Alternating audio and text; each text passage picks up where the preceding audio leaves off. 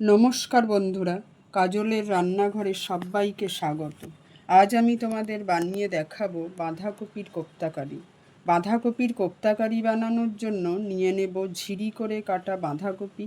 প্রথমে কড়াইতে দিলাম সর্ষের তেল, তেজপাতা, শুকনো লঙ্কা, ডুমো করে কাটা আলু দিয়ে সামান্য ভেজে নিলাম।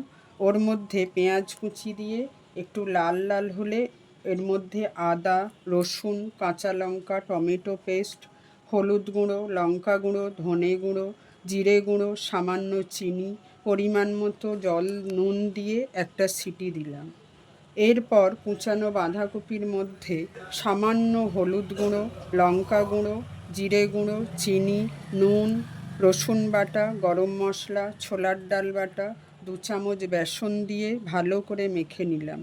এবার একটা কড়াইতে সর্ষের তেল দিয়ে মাখা থেকে গোল শেপে গড়ে লাল করে ভেজে নিলাম।